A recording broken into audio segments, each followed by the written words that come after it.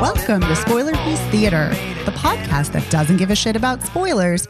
We just want to talk about the movies. My name is Megan Kearns. My pronouns are she, her.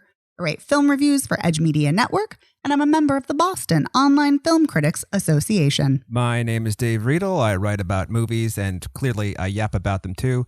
My pronouns are he, him, and I too am a member of the Boston Online Film Critics Association. And my name is Evan Crean. My pronouns are he, him. I'm co-chair of the Boston Online Film Critics Association and co-author of your 80s movie guide to better living. Yes, you are. Don't want to forget that one. Very important. No. So, welcome to another edition of Thunderdome. I kid. I had to say it. I've been waiting 2 years to say that. But in all seriousness, welcome to the 400th episode of Spoiler Piece Theater. Woo! Ooh. Oh, wait. Sorry. I don't know what I was thinking. Excuse me. You had to keep the curmudgeon train rolling. I know, so but I didn't want to shout it this time, though. So I did a modified boo. I like the modified boo. Thank you. So because it is our 400th episode, that is, holy shit, that is such a milestone. That's amazing. Yeah, it's a BFD. It is a BFD, like the BFG, but BFD. So we are switching things up for the week because it's a special episode. So we wanted to do things a little bit differently. We have lots of special guests who will be joining us, and we have some really special announcements too. So first things first, over on our Patreon, this week we cover The Wicker Man. And every week we release bonus episodes that are exclusive audio for our patrons. But this week we are making the Wicker Man episode available to everyone for free as a thank you for all of your support and for all of you listening, and also to give a taste of what our patrons get to listen to. So we wanted to make that available to everyone. Oh, yeah. I love that you guys are already psyched about it. It's awesome. Yeah. So for the main show this week, we usually review new films. We usually do 3 new films. We're not this week. We're going rogue. Instead of reviewing a new film, our original co-host, Chris Jensen, is going to be joining us. Woo! And he chose the film High Noon to talk about because it's on AFI's list of top 100 films. And we're going to talk more about why he's into the AFI list, and we'll be discussing that film when he joins us a little bit later. And then later in the show, previous guests and friends of the show are going to join us, which is super exciting. And it's super exciting. Chris is here. We're just excited about everything. Mm-hmm. But the guests that are joining us, they're going to be talking about spoilers in film, and we'll get more into what they're going to be discussing in more detail at that part of the show. We have a really, really big, exciting announcement that we finally have released merchandise. Oh, yeah. Yahoo! Woo! You can get your Spoiler Piece merch. You can represent the show. You can drink from a mug. You can wear a t-shirt, get a bag, all of that jazz, and share with all of your friends and tell them what a great podcast we are. Mm-hmm. Yeah. Yep. By the way, I want you to congratulate me on my restraint for not saying represent after you did, just so you know. I was kind of expecting it, actually. Yeah, I know. Special episode, so I'm only interjecting a third of the time this time. The restraint that you must be exerting is incredible. Yeah. You deserve a cookie after this. Mm-hmm. Thank you. But yeah, the merch is really exciting. It's going to be available over on TeePublic. We're going to share links on our social media. But you can also find on our website, there's actually a link to merch, and we'll take you right to our TeePublic store so you can get all that good stuff that Megan mentioned. Notebooks, pillows, mugs, stickers, magnets, t-shirts, hoodies, all that good stuff. The works. And we're also going to be incorporating it somehow into the Patreon tiers. We're going to be reconfiguring them. Not exactly sure how that's going to work yet, but good things to look forward to. Mm-hmm. Mm-hmm. And then the last announcement we have is that going forward, we are still going to be reviewing new films. We are all about those new films, but we're going to have guests join us. We want to incorporate more people. We love having people on the show, but usually we have people on kind of filling in case one of us is on vacation or unexpectedly out. And instead there's so many great people in the podcasting and film community that we wanted to include more of them on our show. So approximately once a month or so, we're going to have a guest join us to talk about a new film. So we're really excited about that too. Yeah. Super psyched. That's going to be sweet. Yeah. It's going to be so much fun. I'm really looking forward to that. Yeah. I'm not even going to make a joke about it. That's just going to be fun. It's just so good on its own. It doesn't deserve a joke. Yeah. So guys, because it's our 400th episode, I am dying to know if either of you have any thoughts about this milestone. Evan. Yeah. Start it up. Man, I mean, first of all, I'm just blown away by it. Like, it's amazing that we've hit 400 episodes. And I just want to say a huge thank you to all of our listeners who've supported us over the years. But I also want to say a huge thank you to my wife, Shauna Harris. She's, my biggest supporter and fan of the show. And she's right there with me watching movies every week and just supporting the show in so many ways. And say a huge thank you to all my friends and family who support the show. It's exciting and it's just so much fun to do. And it's that much more fun knowing that so many people tune in every week and listen to the show. And then I just want to say thank you to both of you because you make the show so fun week after week. And I know some weeks it's tougher than others to get to all the movies. We all have things going on. So I want to say thank you to both of you and to 400 more episodes. I can't even believe I've been doing this show for over 7, almost 8 years. It's really exciting and fun. And I'm looking forward to all the new, the announcements and changes and all that good stuff. Wow. Well said. Yeah. Yeah. I'm not even going to say anything. Just what Evan said. Ditto. No. Yeah. No way. I want to hear what you have to say, Dave. Okay, sure. I just wanted to say, I can't believe we've been doing this for almost 8 years, which you just said, Evan, but I had been trying to get a podcast off the ground for a while. And then through the Boston Online Film Critics Association, I can't remember whether you told me or whether Chris told me that you both were looking to start a podcast and you wanted a third person. And I was like, ha-ha! And so, we did a few test episodes and then we started it and, we used to edit. We used to record on one mono track with my mixing panel that I think I bought in 1989 with lawn mowing money. So we have considerably upgraded since then. And the show has also, so many milestones have come through here. I turned 40 when we were doing the show. Both of my kids were born, but my first kid, I had to leave an episode right as we were about to hit record because he decided to arrive then, which was just like kind of, if you know him, that's kind of what he's like. He's like, hey, excuse me, I need to butt in here. And I have really enjoyed having an outlet to just talk freely about movies and have no one give me a hard time for saying that, and his wife did it at the end because I used to write for a large international news organization, and I used to get hammered by not just my editor, but also just commenters like, I can't believe you gave the way of whatever. And even though I'd put the big spoiler warning. So anyway, it's great to have this outlet. It's great to have the two of you. Megan, it's been so much fun since you've joined the show. Just you have such a great, lively energy that I really love. And of course, Evan, I love you too because you've been here from the beginning. So I really look forward to this show and our upcoming shows and all that jazz.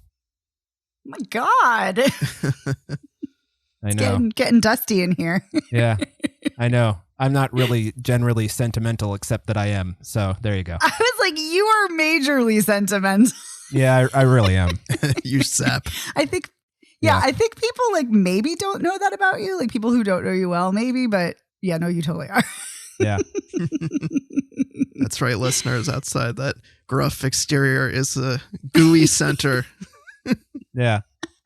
As my dad calls me, his little M&M. So there you go. Hard outside, soft inside. For those of you who don't know the old M&M taglines. Also, thanks, Mom and Dad, for everything. Oh, that's so nice. I thought you were going to say Rolo because, the gooey. Oh, Rolos are good. Rolos are good too, but yeah, but I like M&M. That's super cute because it's a much harder shell too. Yeah. Well, I also have a few things to say, and you listening to you guys. I mean, this is such a huge accomplishment, and I feel kind of like I'm riding on the coattails because I've only been here for about like 2.25 years. So what you guys have created, and with Chris, is amazing. I mean, when I came on, and even before then, when I was a guest on the show, you guys already had this incredible, well-oiled machine where you had fantastic film insights. You had this great, fun banter and rapport and superior audio quality. I have to say that cannot stress that enough, that the audio quality is, chef's kiss. And, I was very lucky to be able to guest on the show occasionally, and it was always so fun when I did. And then when you guys asked me to join as a co-host, I don't know if I've ever actually expressed this to you guys, but that was an incredibly dark and low point in my life. And the when we asked you, or just no, the time? Before. Yeah. No, before. Come on. It's like you asked me and everything became that. horrible. I know. But you wanted to clarify like that. Yes. Yeah. So it was a really dark time for me, professionally, personally, kind of on all levels. And when you guys asked, it was such a light, it very much needed. And it really, working on the show with you both has been such a privilege and an honor. And it provided very much needed structure and continuity in my life.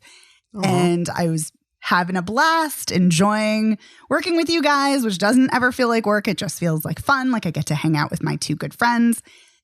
And then the world fell apart, or rather fell apart further. Yeah. And with COVID, and, now there's war, or another war, because there's always been wars.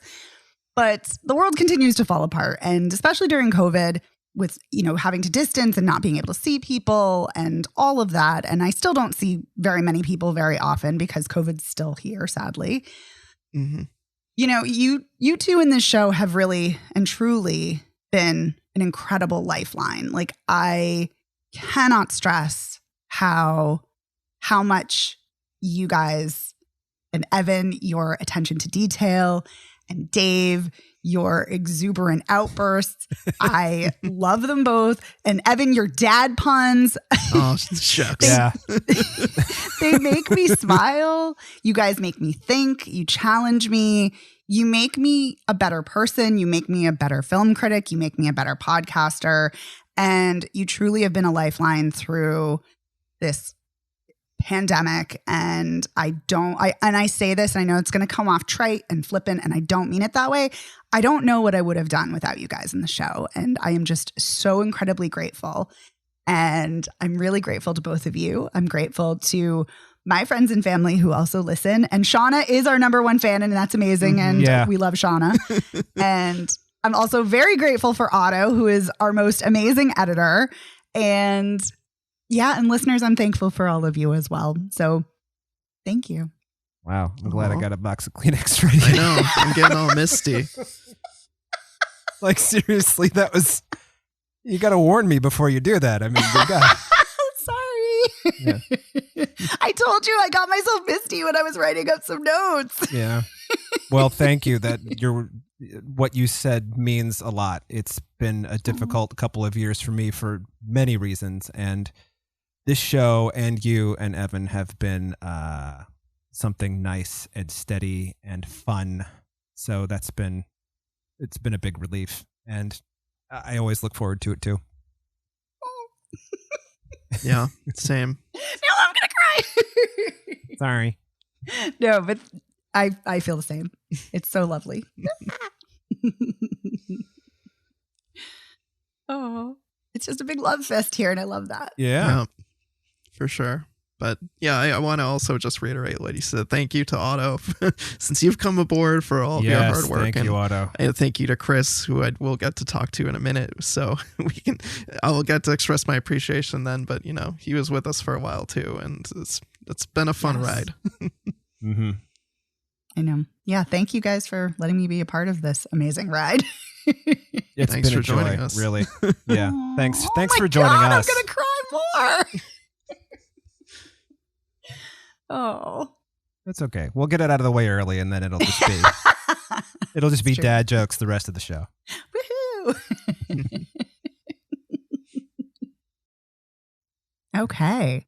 So we are extremely excited. I think that is a huge, huge understatement that original Spoiler Piece Theater co-founder and co-host Chris Jensen is joining us. Hi, Chris. Hi, everybody. Hey.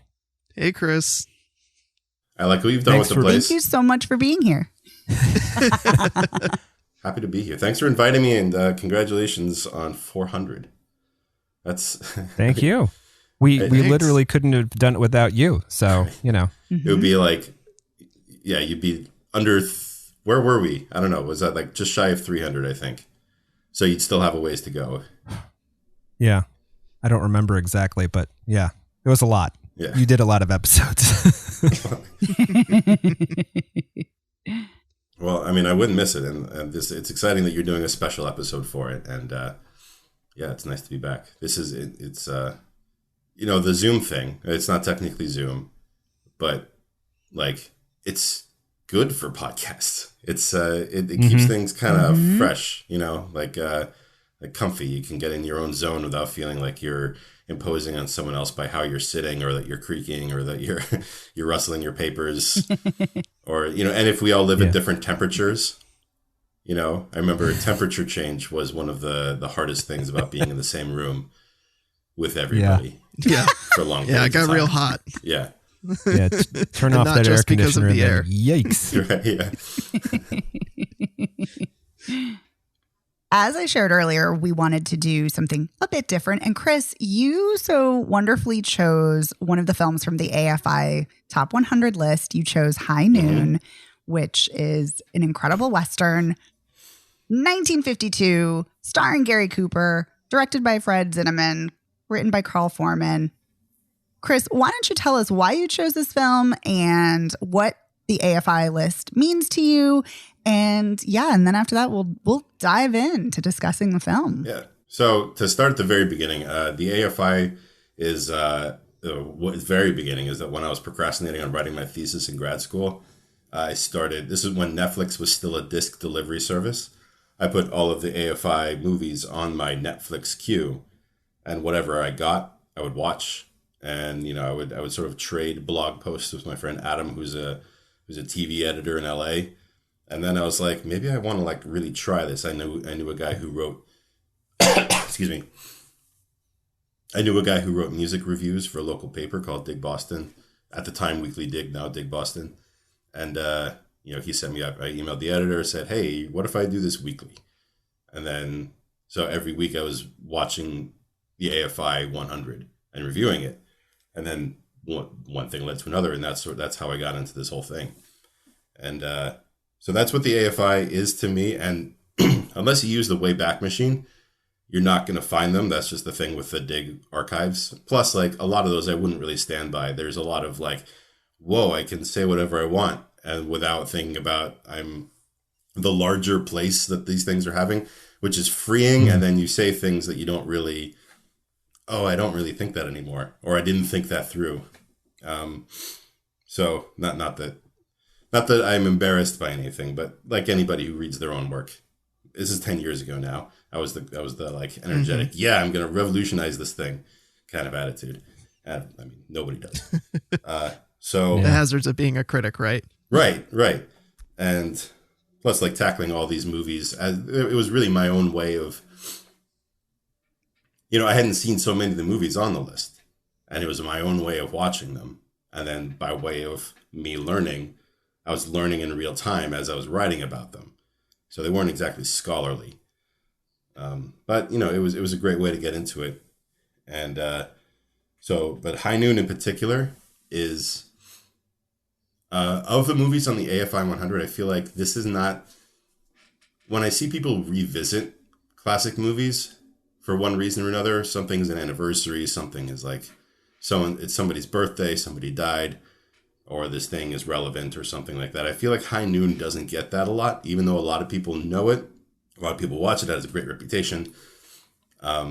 It's famous for its allegory and then the response allegory of Rio Bravo. Like, it's famous for its place with a lot of film history. But I felt like I didn't get the sense that it got the revisiting treatment very much. So of all the AFI movies, that was the one that I think I was more energized to talk about in a spoiler piece context. Yeah. Spoiler, 3 guys wait for a train for a long time. Yeah, it's great. Oh, in real time. Yeah. It is in real time. Mm-hmm. Yep. Well, do you want to give a little summary, Chris, of the plot as it is? I think you just did. I mean, and then add to that Gary Cooper plays Marshall, who put a guy away for murder a long time ago, who was supposed to hang. Word's gotten out that he's been released. At the same time, people see his old posse riding to the train station where there's a noon train coming, and they figure out he's on that train.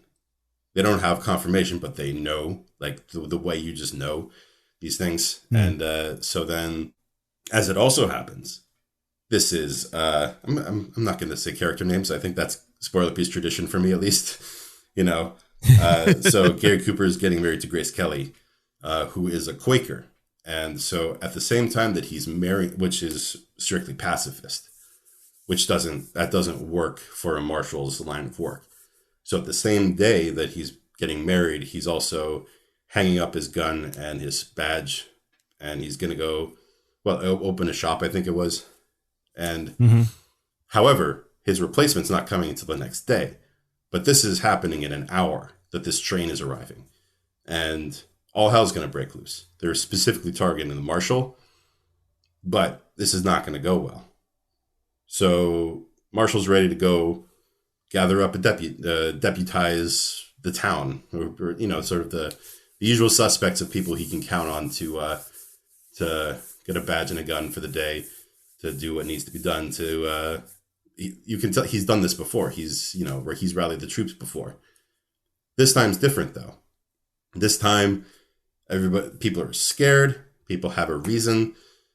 Some reasons make sense. Other ones you can tell they're coming up with at the moment. There's people who are self-interested. There's people who are maybe sympathetic to Frank Miller. Is that it? That's his name. Yeah. They're either sympathetic or they're indifferent, or they don't want violence, or they don't want chaos, and they think they can just ride it out. Or they think, Sheriff, get out of here and there won't be a problem. All these are happening. Meanwhile, Marshall can't get a posse together. So he has to face these guys alone. And it's about like an hour and 20 minutes or so from the time that he gets the news. And so that's it. It's him getting just the weight of this. You can see, the texture of his sweat, the face, his face is already great at the beginning. Like, he's got this sunken, like, I can't believe I have to do this, but I'm going to, look on his face. And then over time, it just gets dragged down and down and down until he's like, who knows what's going to happen?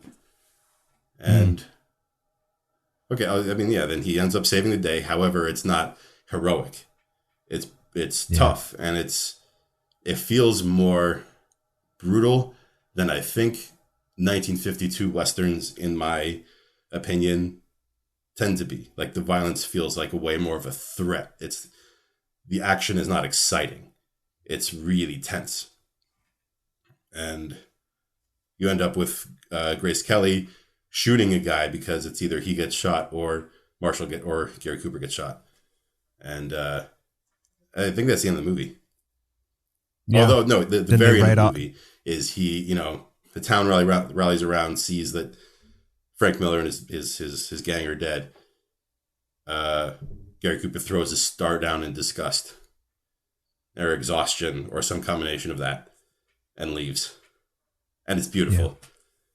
And it's angry and it's suspenseful and it's experimental, and it looks great. It sounds great. You got a lot of young versions of people who in your brain are just permanently old. In particular, I'm talking about Lloyd Bridges. Yeah. Like young Lloyd Bridges is like Jumbo Shrimp to me. It's like how, like that's an oxymoron.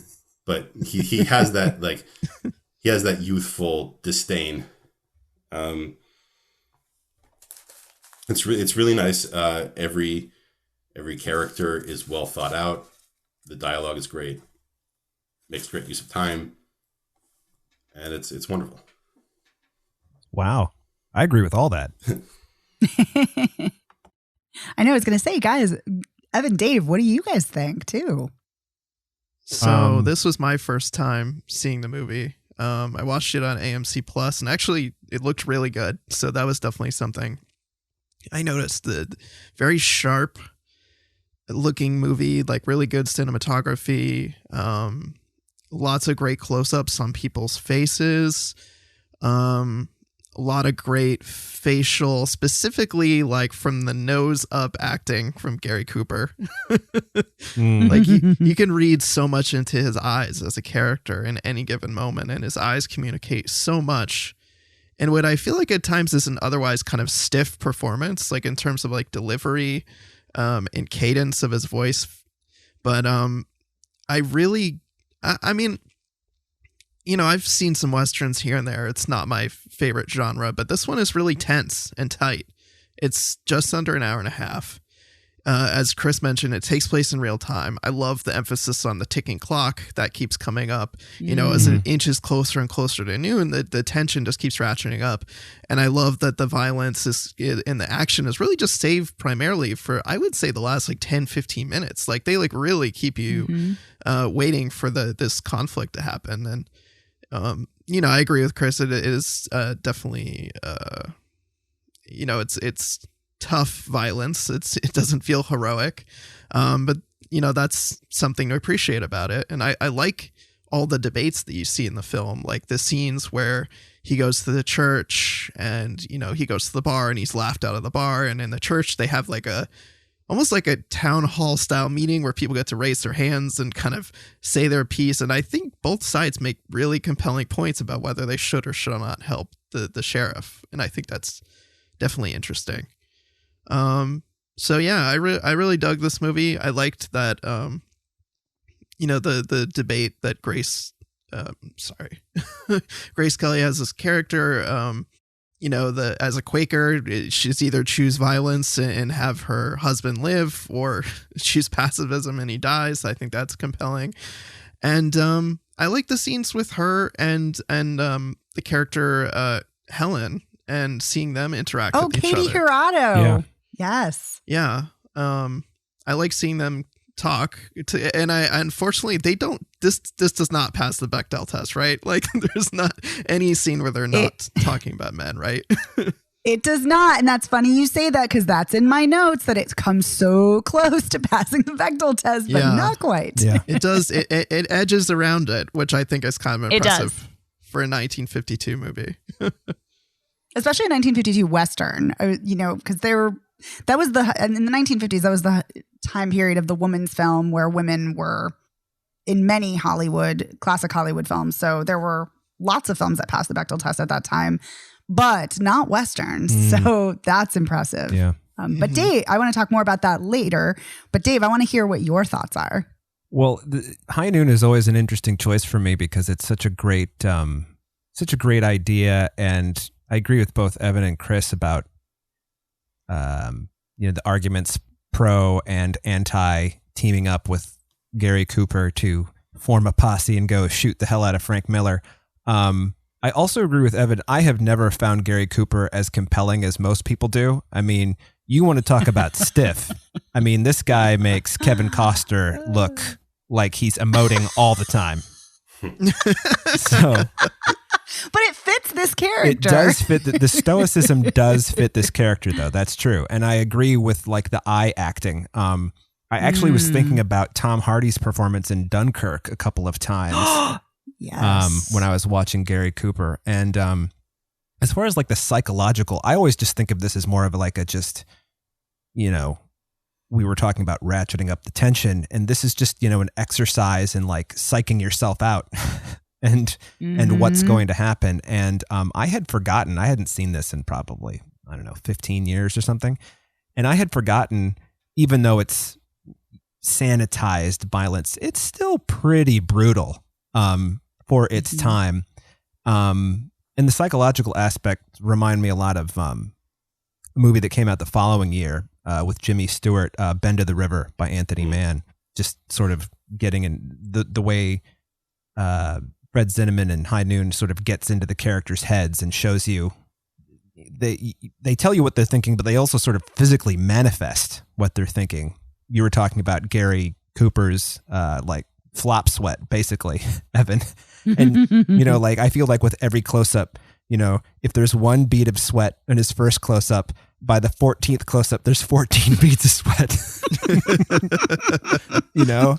The sweat really intensifies. Yeah, it really does. And, sure. And you can also just see Grace Kelly getting more and more like standing upright when she walks, just so stiff.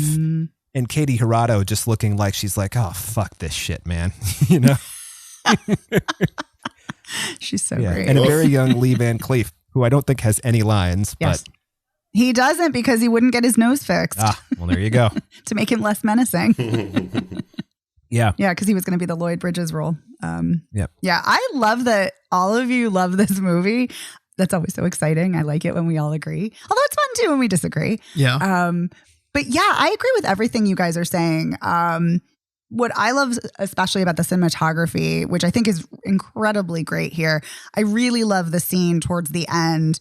Well, actually, throughout the whole film, the cinematography really excellently highlights Kane's isolation and his growing desperation. And I especially love the scene near the end where the camera zooms out and up and goes into a wide shot of the town, and you really see that it's just him on the street. Yeah. And it just really visually reifies that he is completely on his own. He has no one to rely on except himself and his own integrity and his own sense of moral duty.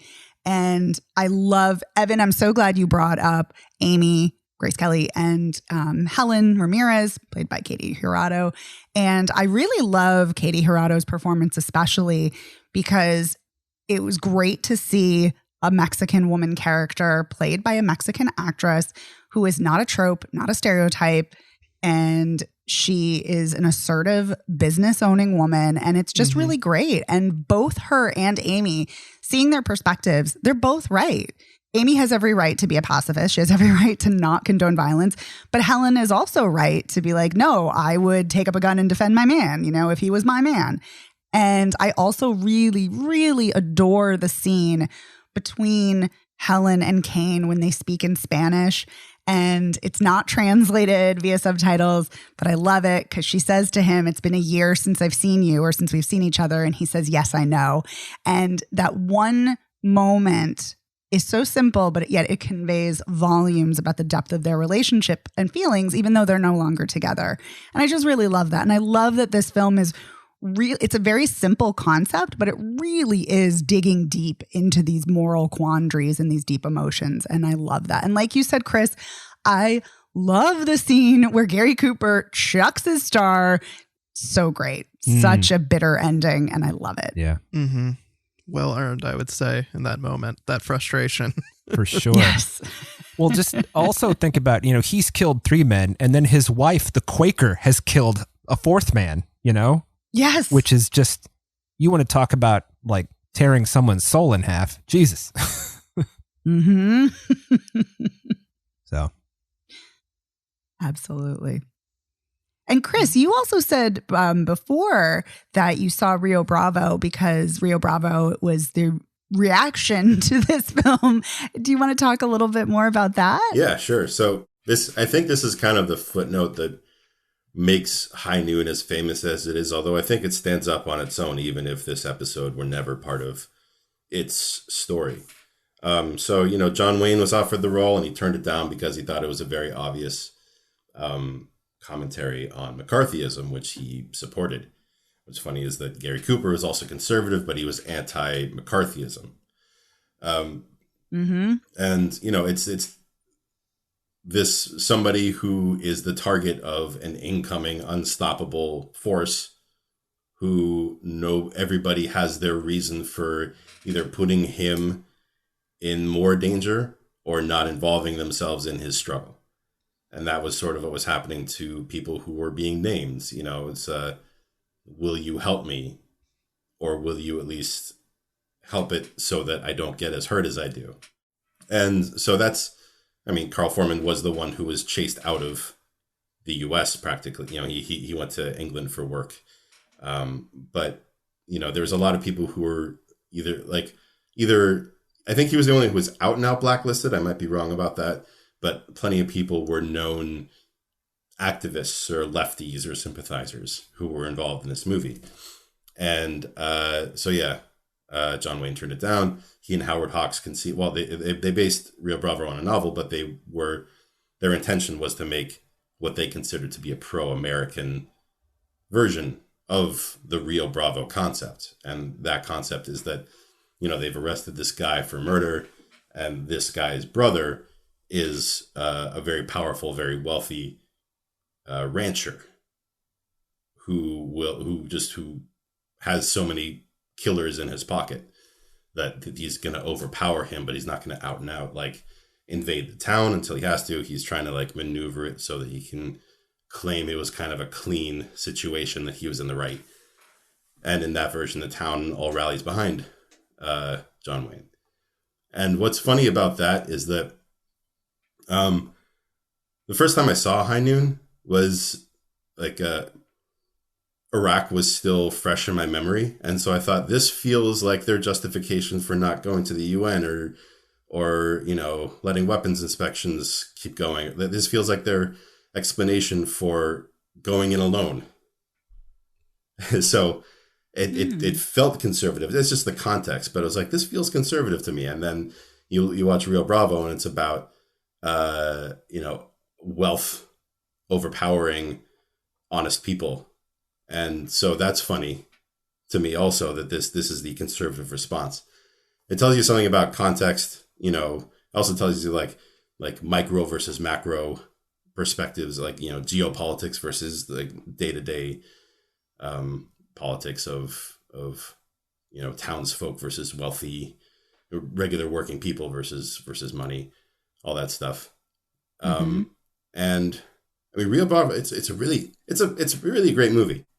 I think also when I started the AFI project, okay, before I get to that, one thing just on the subject still is that I think the affinity I have for Westerns, I'm not an authority and I haven't watched as many of them as I have other kinds of things that are more interesting to me.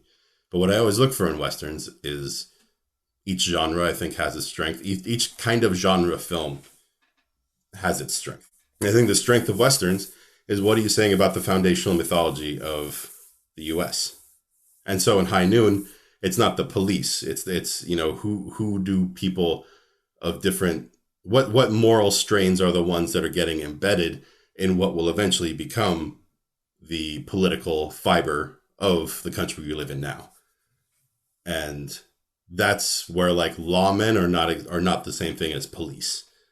They're people who are, they can either be somebody like John Wayne, who's the guy who's the one who's trying to hold everything together, or it's Gary Cooper who's trying to stand for something.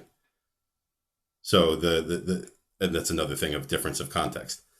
And that's what's always fun for me with Westerns is you're turning back the clock, but you're not changing people's nature. Those are the ones that are better to it's modern times, just minus 150 years. And yeah. And I think there's no better indicator of that than the church scene, where they're debating about whether they're talking economics. Yeah. Well, we can't afford to have people come through and shoot this place up, because then who's going to want to invest money down here? And it's an honest debate. Certainly aren't going to want to come down here. And some people are saying things, and it's you're I disagree with you, but you're internally consistent. I disagree, but you're not a hypocrite. Mm-hmm. And it's exciting because it feels like anything can happen. Mm-hmm. Yeah. Makes it feel more realistic too, which is always nice. What's funny about the High Noon Rio Bravo connection is that they both have Dmitry Tiomkin scores and songs. And like, they're not really comparable. I think Rio Bravo kind of took on a life of its own. Like, once they decided they wanted to do this kind of story, they really told their own story. They weren't comparing it beat by beat to High Noon. So if you do watch Rio Bravo, just know that it is its own film. The thing that I think they tried to one up is that they had 2 or 3 songs instead of the one. You know, High Noon has I'm all for that. So they have Dean Martin and Ricky Nelson each sing their own song in the same scene. It's Dean Martin and then Ricky Nelson. Did I say Ricky Martin? I didn't mean. No, I think Dean Martin. I don't know, but I was thinking Ricky Nelson, and I'm here for a Ricky Nelson song. Somehow they fit a Ricky Martin song in there. It's amazing. So ahead of their time. Yeah. Very prescient. And like Dean Martin, like sometimes you think, no, he's great. He's really good. He's awesome. Like, yeah, I don't think of him outside of the context of Rat Pack. And, you know, he has his appeal, or not his appeal. He has his shtick, and you think he's excellent as shtick. And then you watch him as a recovering alcoholic, and he's going through actual withdrawal symptoms.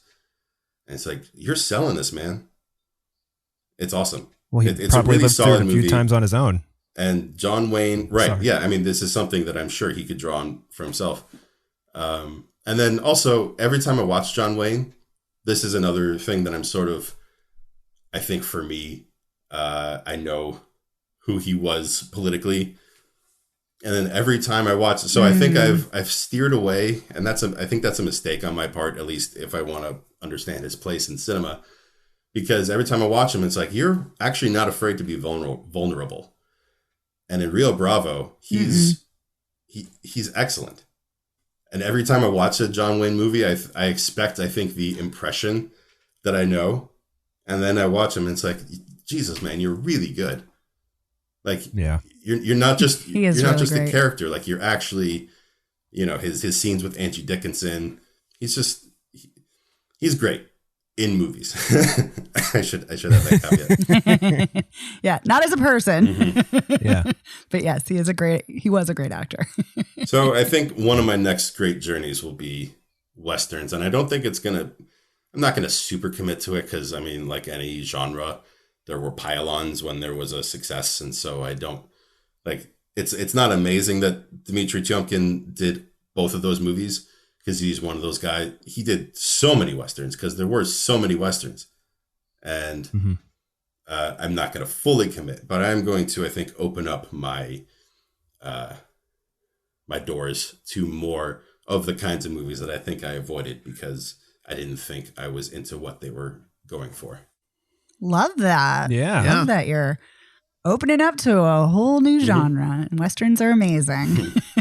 I might be biased, but they are great. Yep. I love me a Western. Oh, I know. They're so good. So, Chris, can you tell us where can people find you? If they want to follow more of your AFI thoughts, if they want to follow what you're doing. Well, AFI thoughts, like I said, the Dig Boston archives are gone. I had been doing the Russian Guild of Film Critics 100, and you know, in the intros, I was making political commentary on the time period that the movies were made, so that I could fill people in on like what was on audiences' minds, what was on filmmakers' minds, what were the contexts, what were people able to do either politically or in terms of resources. And everything that I would have said for the 1960s is now relevant again. So the project is on hold. But if you want to see what I've done so far, you can go to burritoinamovie.com. Burrito in a Movie, where we talk about Russian films. URL. Best URL. That is good. But I'm currently on hiatus from reviewing new movies. So if you want an opinion on a movie that was made this century or in a country that still exists, I'm not your guy. Fair enough.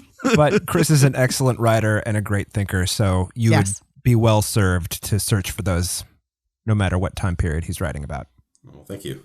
Agree. Or listen to old Spoiler Bees episodes. Yeah, that too. Yeah, we had Chris on. I'm all over that. When Megan was on vacation. Yeah. But I've been using my hiatus. Like I watched High Noon just a little bit after I finished The Sopranos for the first time. So, and that's a recurring theme for Tony Soprano is whatever happened to Gary Cooper, the strong silent type. Yes. And that was just funny because he's the quintessential man. And then in this movie, he is desperate and scared, and you know so much of The Sopranos is about like masculine denial, and so seeing Gary Cooper as the archetype for Tony Soprano was like, yeah, I mean, I get it. Mm-hmm. Definitely. Great connection. I've been catching up on a lot of TV in my hiatus. Nice. Nobody ever paid me to watch TV before. A lot of great TV out there.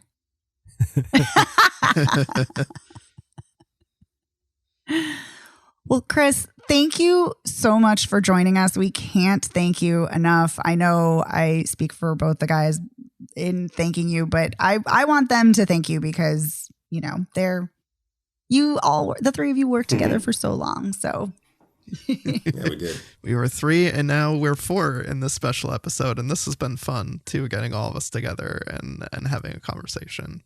But thank you, Chris, for helping us get the show off the ground. Thank you for coming back recently a couple of times when we called upon you. I know you're technically on hiatus, but I'm glad we've been able to bring you out of hiatus for at least an episode or two here or there. Yeah, these have been the breaks in my hiatus, is coming back for guest spots.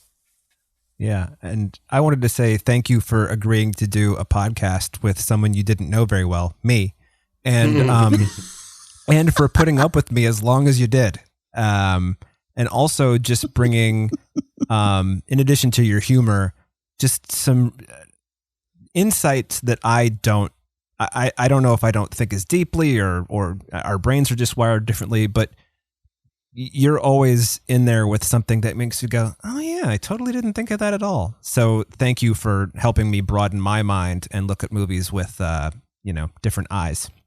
Well, thank you. That means a lot. I remember those meetings in was it Watertown? What was the diner in Watertown? I don't remember the name. Oh, I don't. Yeah. That famous boxcar diner. Yeah, sure. Yeah. Good times. Yeah. And I mean, it was a great idea, and clearly, because it's 400 episodes. Jesus, congratulations, guys! Thank you. Congratulations Thanks for coming back. Figuring out how to do this. Like, I left before lockdown, and it takes a lot of will, a lot of resourcefulness. The technology has caught up, I think, with this sort of structure. But I can't even imagine the reshuffling you must have done at the time. Yeah. There was some shuffling, but we shuffled it together, I guess. Boy, did we. Well, thanks for having me back. Congratulations again. Thank you for joining us again, Chris. Yeah. It's been a lot of fun. Thanks, Chris. Yeah. Thank you. Cheers. Congratulations. So as I teased at the beginning of the episode, we're going to have some of our previous guests and friends of the show join us, and we're super excited for that.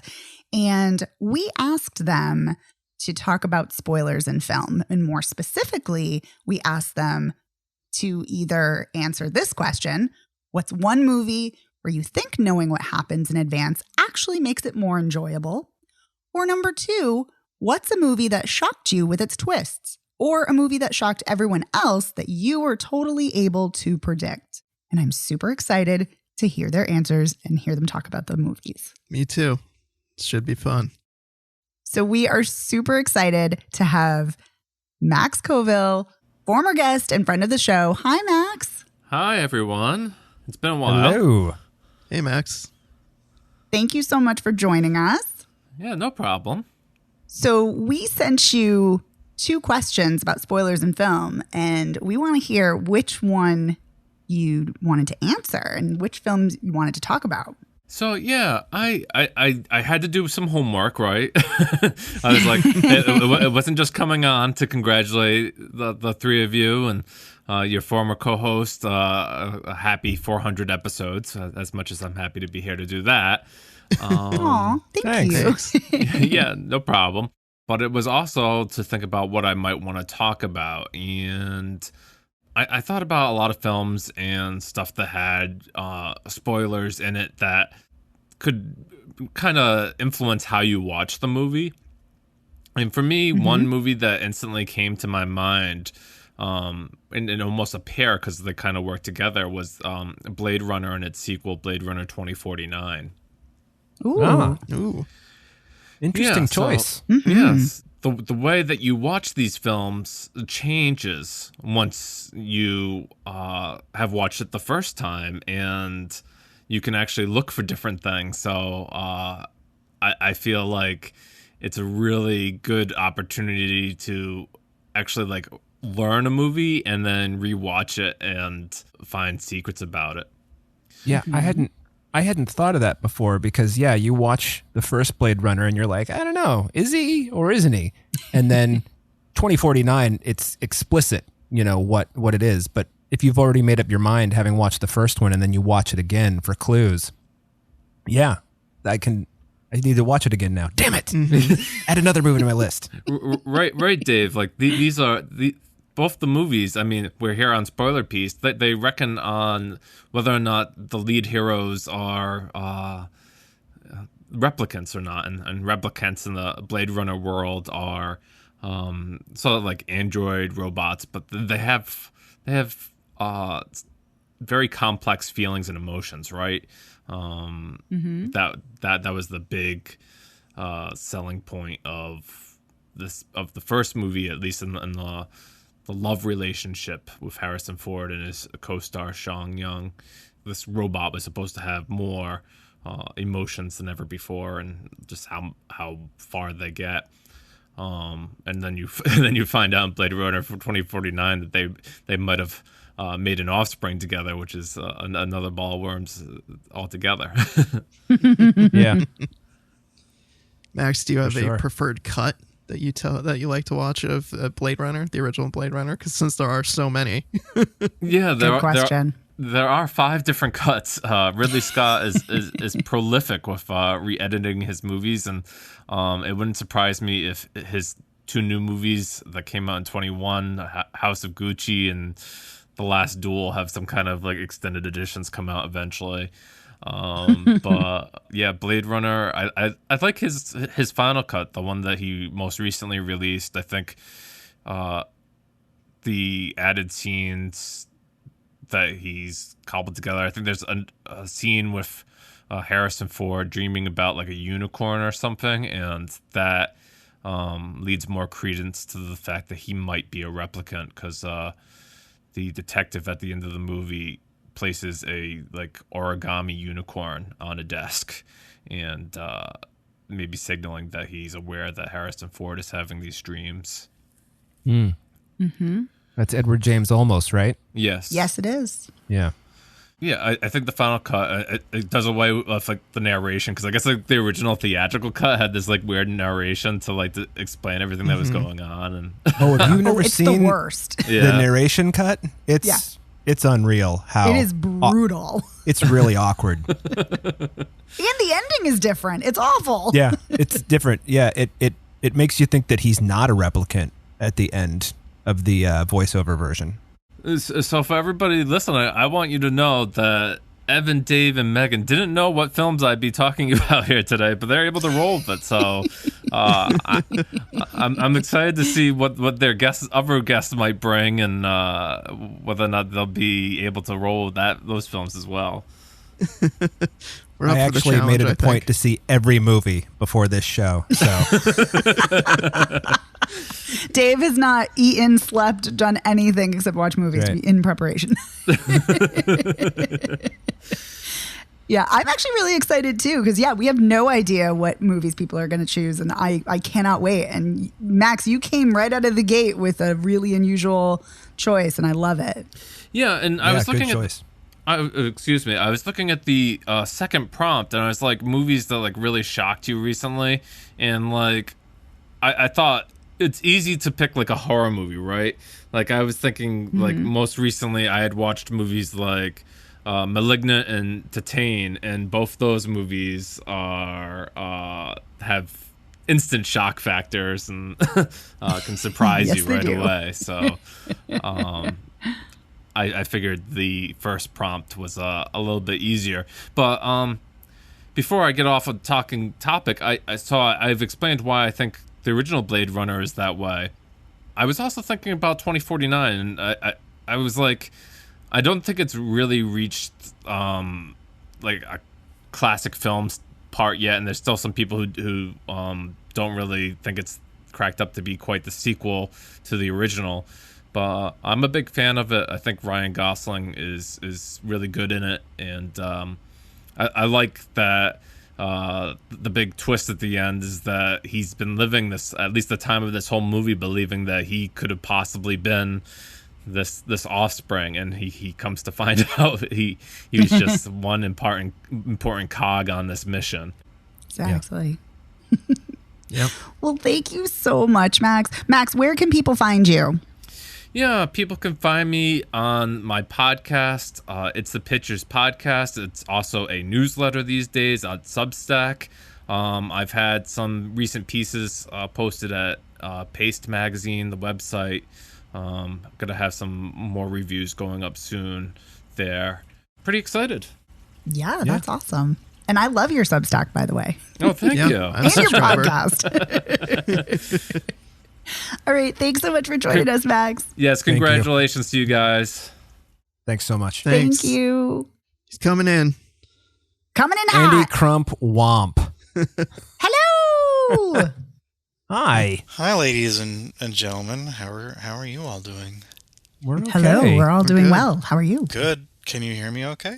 Yep. Yes, Yep. we can. And we're already recording, so keep it clean, Crump. Well, I'm just going to have to leave then. So, because we're under time constraints, we're just going to jump right in. We've already done an intro.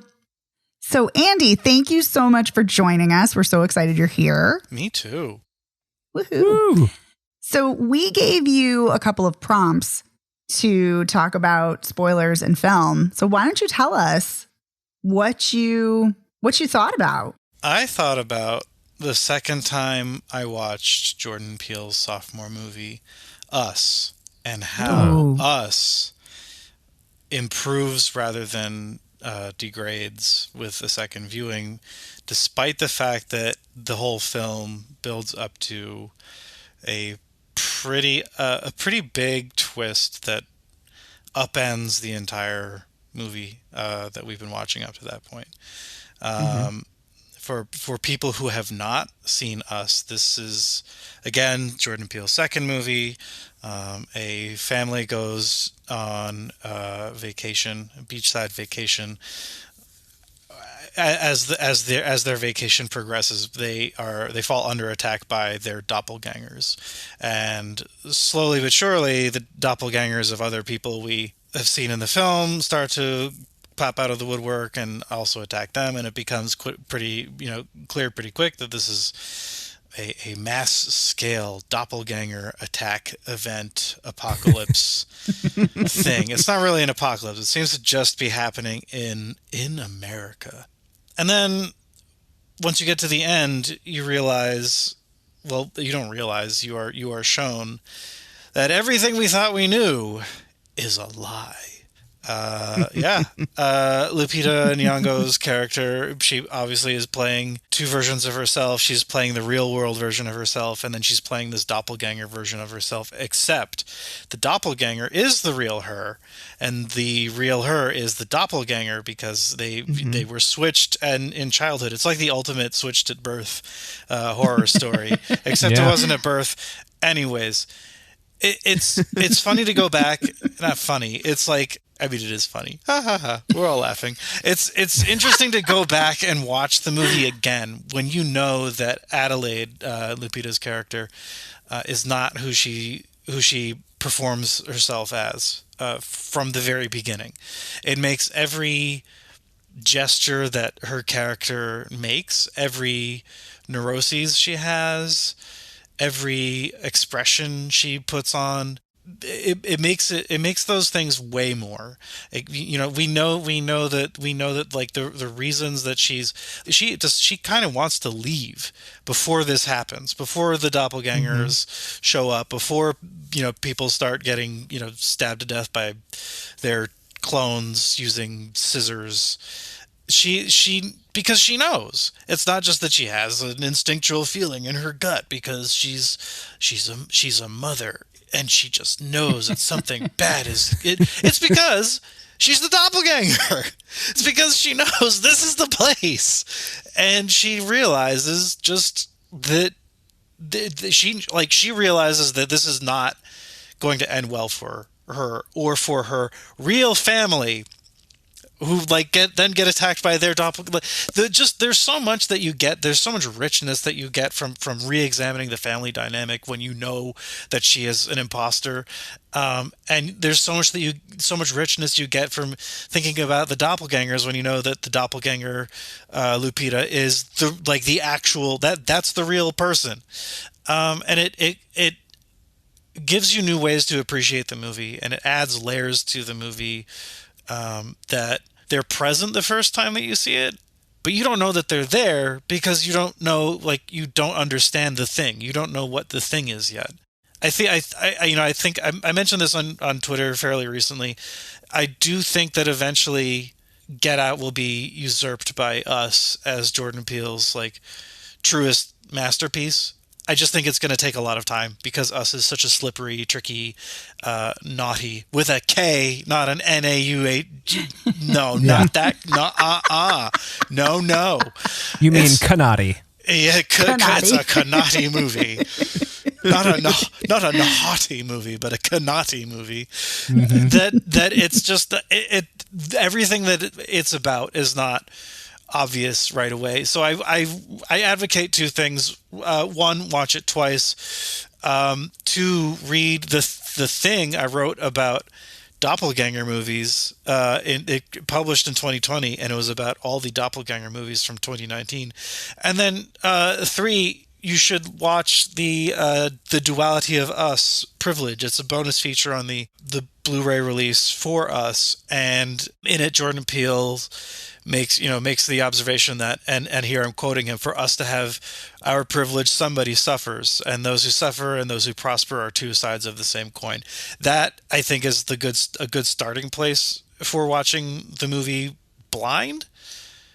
Although if you're listening to this, you have seen because I have told you. So now you see with your ears. I put this question to you. Yes, sir. If Adelaide had switched with her doppelganger, or the doppelganger had switched with her, however you want to put it, when she was a child, and then 25 years later, couldn't you make the argument that the doppelganger is not the doppelganger, but the actual Adelaide now? You could make that argument. But you'd be wrong. But again, that goes back to why the movies. I mean, that goes back to why the movie works so well, because there is so much ambiguity. Because I think there are no clear cut out answers to any of the questions that you could raise about it. I mean, strictly speaking, no. Red is the real Adelaide. She's just been hijacked into this identity. It's like that. That's her. It's the real her. It's just not the her that would have been had she not been hijacked. Had she not been, forcibly switched by her doppelganger at birth. They became the people that they became because of an act of violence that was committed by the doppelganger in childhood. So, at the same time, that doesn't mean that what you're saying doesn't have validity, because it does. It's very complex, and I that's one of the reasons I love the movie so much, and it's one of the reasons why I would advocate and strongly encourage, which are the same thing, advocate strong. Anyways, that's why I would really recommend going back to watch, Us again, and then think about movies that have a twist, and then think about going and revisiting those and seeing if knowing the twist in advance kills the pleasure of the experience, or not. For me, I would go again. Old Boy, my number one favorite movie of all time, is like the ending is hinges on a very big twist. I've seen that movie. I have all my fingers and toes, so more times than I have fingers and toes. So more than 20 times. And it's never lost anything for me. So think about it. Think about that. I will. Thank you, Andy. And that is why we're here to talk about spoilers. And we agree. Spoilers, knowing them, you can dig in deeper. Andy, thank you so much. Where can people find you on social media?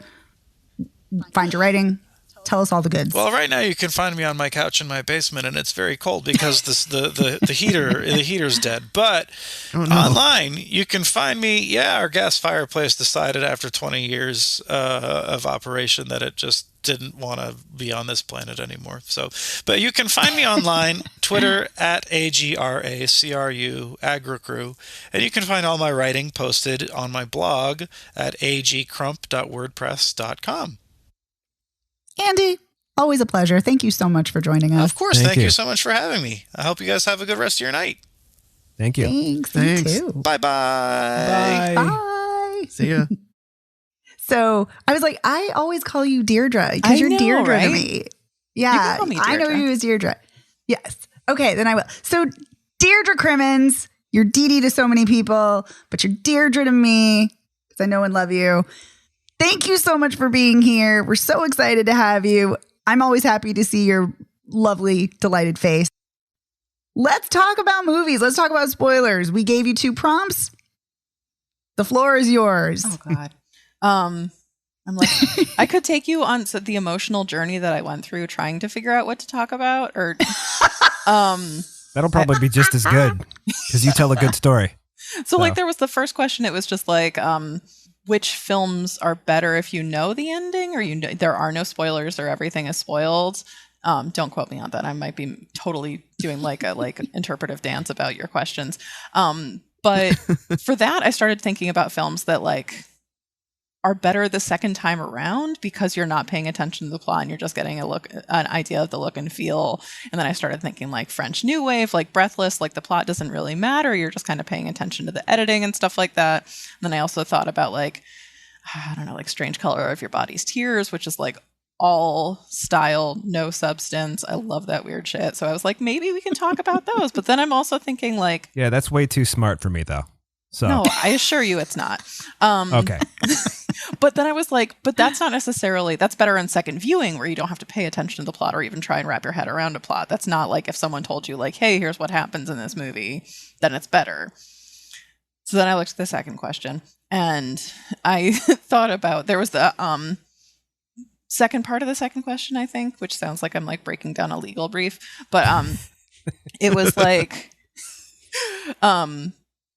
what films did I like that other people were surprised by? And I was like, you goddamn idiots. Why aren't you just paying attention? They told you everything. Maybe that's not how you worded the question, but that's what we meant. That's what you meant. Exactly. So then I was just like, wording. yeah. So I was like, oh my God, that's Midsommar. Like, hello. They literally tell you every single thing that's going to happen in that film. And that's why I love it. Like horror films usually are in the dark and in the shadows, and especially Hereditary was. But then Midsommar, like literally they tell you everything that's going to happen. They're like, hey, guess what? People die when they turn a certain age. And then you see someone die and there's people in the theater gasping. I'm like, what the hell is wrong with you? Like, maybe it's a little judgy, but I'm like, they literally just told us. Everything isn't bright sun. We're looking at like woven tapestries about how the next person's going to get killed. And everyone's like, who saw this coming? I'm like, everyone. Literally, they took time to weave a blanket. They painted all these walls. I love that film, though. I don't like again, like if they are telling you, it's so good. Yeah, they are telling you exactly what's going to happen. But it's just like, if anything, it's just like you wake up one morning and someone's like, "Hey, you're going to be hit by a car," and you're like, "Well, this is great." Like it's just like that you spend the rest of the time like bracing yourself for it. Yes. Yes, that was that makes that film even more tense. Right. Mm-hmm. Right. Mm-hmm. So that was my it's spot. great choice. on rewatch Yeah. too. It's just so tense, and it's so good. great knowing exactly what's coming. Yeah. And then I was thinking about films that like might be utterly ruined by spoilers. And I feel like horror films, like kind of span the whole, like, I don't really care what's happening with the plot, or, oh my God, this entire film is plot. Malignant, like, I can't, like, I was screaming at my TV when I saw that, and I was so happy I didn't have it spoiled for me. But even then, like, I feel if it gets spoiled, I wouldn't have believed anyone if they told me what happens in that film. Really? You were surprised about the head bananas. baby? I don't think I was surprised. I think at the way that it was played off, I was like, oh, well, yeah. Like, I mean, okay. that killing machine was something else. The killing, yeah, I'm like, I saw a lot of good like Halloween costumes from it this year. The whole electricity thing is so stupid. That has nothing to do with anything. That kind of made me angry. Right. But whatever. Nobody's perfect. Well, that's not true. There are plenty of perfect films, and I love them. But yeah. Yeah. So that was just like, you gave me prompts, and I thought about them, and I stewed on them possibly for too long because my brain was slightly broken today. And I'm just like, guys, let's talk about all of them. I'm going to cover all the films. I think that's a All great the idea. movies. Yeah, it'll be like a normal visit. But yeah, I don't know. When it comes to spoilers, like, I still listen to your guys' show even when I'm not on it because I love you and it feels like I'm hanging out with you and you have all smart things to say. Aw. Of course. But you. I don't care about the spoiler. Like, it's like one of those, like, if I'm listening and it's a film I haven't seen before, I'll still listen to it because I'm still going to watch it later. But then the other side of that coin is that you guys have, I literally run from a theater if they're showing a trailer. Like, I mean, not run. I hurry out so I don't have to watch it. And one time on a date, it was like a second date with this guy, and I forgot about trailers, and I leaned over to him because the trailer started and it was for a Star Wars film, and I really didn't want to see the trailer. And I was like, I assure you I'm coming back, and I'll explain later, but I need to leave immediately. And I just like left the theater. That makes sense though, because trailers and marketing are different than spoilers. Exactly. Yeah, that's a whole other conversation, but there is a very pertinent, pivotal difference. Yeah. Yeah. Dee Dee, we could talk to you for like hours about film. You and I have talked about yes. film for hours. Actually, all four of us have talked about film for hours. Yeah, we have, seriously. Yeah. We are so happy that you're here. Thank you so much for being a part of this special episode. Where can people find you on social media and your writing? Sure. Yeah. I'd say the easiest thing is to find me on Twitter. So I'm at DeeDeeCrim. That's DeeDeeCrim. And that profile links to my Rotten Tomatoes. I usually post links to all this stuff that I've written and get posted elsewhere. And yeah, I rant about stuff. That's always fun, right? That's what the internet's for. Ranting is the best. Mm-hmm. That is what it's for. Oh, yeah. Thank you so much. Thank you. Yeah, thanks, Dee Dee. Bye. Bye. Charlie Nash, Hi, everyone. thank you so much for being here. Thank you so much for inviting me on. I love you guys. I've been on this show for We love you. Thank you, Yeah, we Charlie. do. We love you. I think I've guest starred on this podcast more than any other podcast, and I couldn't be more honored because I love being in your presence, especially your podcast presence at all times. So Aw. My God, thank you. Thank you. yeah. It's so nice to see your face. It's so nice to see Yeah. yours too. Aw. Yeah, with So- Omicron and everything, and I haven't seen much of anybody outside of work, so it's been a wild few. I mean, it's been a wild 2 years, but yeah. Yes. Although we did bump into each other outside the Coolidge couple 3 months ago. We did. Yeah, Yeah. I think Licorice Oh boy, Pizza that's was opening. funny. Yeah. Yes. But Charlie, we sent you some questions about spoilers in film, and we want to hear what you have to say about that. So I got the prompts, and there were, I think the ones that Evan sent me were, what film is best?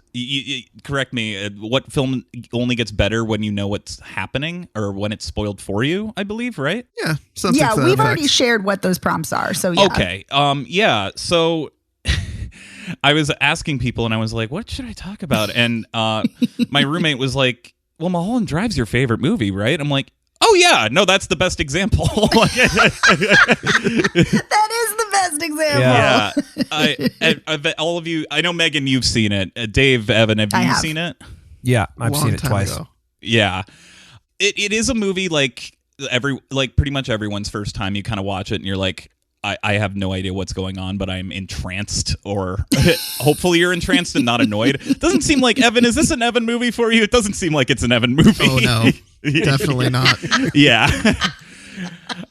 I remember watching it in high school. I was 16. My parents, oddly enough, recommended it to me, as did an English teacher I had who just wrote it up on the whiteboard, just wrote Mulholland Drive on a Friday night, afternoon. And I was like, why'd you write that? And he was just like, I just want you kids to see it. And it was kind of like, so I was just like, huh. And I remember asking my parents, I'm like, have you seen Mulholland Drive? And my parents were like, oh, we loved that movie. You would really get a kick out of it. So it was like a Friday night. I remember when, like, whatever social gathering that I had ended early, and I was just like, well, I'll pop this in from Netflix. And I remember it was the first David Lynch film I'd ever seen, and I just remember being like, I didn't know film could be like this, that just this like just that it didn't have to obey certain rules and structures and stuff like that. And at the same time, while I was completely perplexed by what was going on structurally, I feel like I felt that movie so deep in my bones, and I eventually ended up writing about it to get into Emerson College. I'm not sure how good that essay is.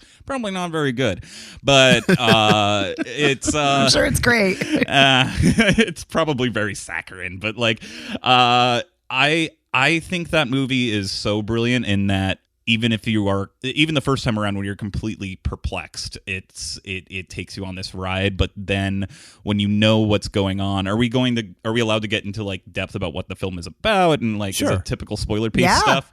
This is spoiler piece. Yeah. Mhm. So for those who have not seen Mulholland Drive, it starts off with Laura Elena Herring in the back of a limo without any context as to who she is or what she's doing. The car stops. Two people pull a gun out on her, and they say, "Get out of the car." And then, out of nowhere, a drunken car of inebriated teenagers smashes into the car.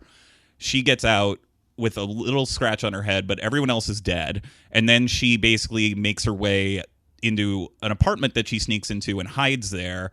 And then Naomi Watts, who's this upcoming actress who just moved in from Ontario into Los Angeles, is there. And when Naomi Watts is like, "Oh, what's your name?" I believe she first says Rita Hayworth, which Laura Elena Herring looks like Rita Hayworth because there's a poster for Gilda in the bathroom.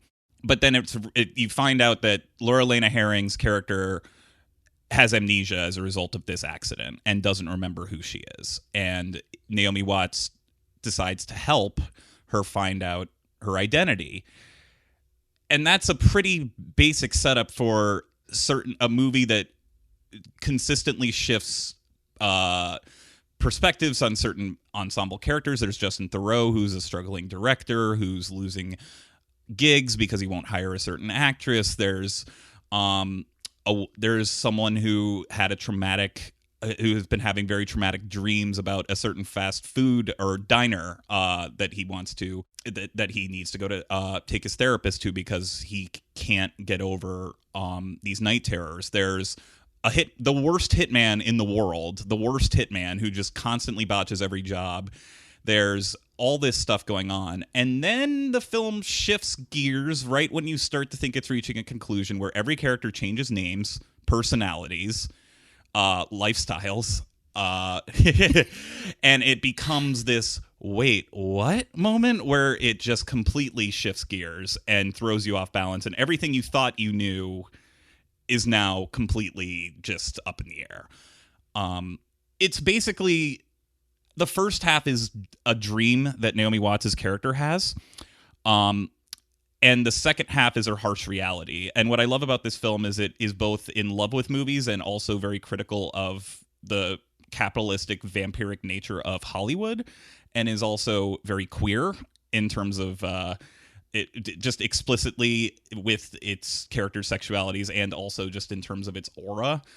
And it's one of those things where if you go back and watch it more and more with the knowledge that the first half is in a dream, you can pick up on all sorts of things that could symbolize everything that Naomi Watts' character is going through subconsciously. So when you get to the second half of the film, and then there's no even there's no specific answers as to why. It's all through emotion and interpretation, which is why it moves me so much.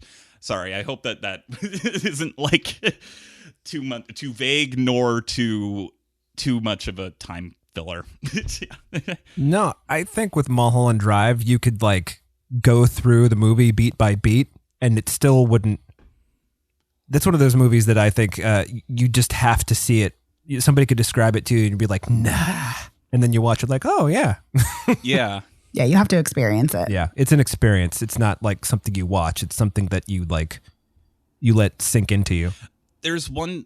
I think the ultimate scene that just defines why I love this movie is they go to this club at one point, and they literally tell you that it's all staged, like it's all recording, and that it's all an illusion. And they flat out tell you this is not real, this is an illusion. And then the characters get so sucked into this song that a character sings. Even though they tell you it's a recording, they get so moved by it that they completely forget that it is an illusion, which is what you tell yourself all the time watching movies. And that kind of captures just the power of why we go to the movies to begin with. Is it tells the characters and the audience this is not real, and yet you feel it so deeply as if it is happening right in front of you. So Yeah. Beautifully said. Great point. Yeah. Thank you, Charlie. I want to hear you talk more about Mulholland Drive, but that will have to be another conversation for another day. Charlie, where can people find you on social media and your all your film thoughts? you can follow me on Twitter at CTNash91. That's CTNASH91. You can also follow me on Letterboxd with that same handle. And I'm currently co-hosting a fairly new podcast with my friends Kevin Tudor and Bryden Doyle called Almost Major, where we talk about films that were released by studios that are no longer that are either no longer big or don't even really exist anymore. So right now we're doing Artisan, and that's been a lot of fun. So thank you so much for having me on, you guys. I hope I didn't ramble for too long.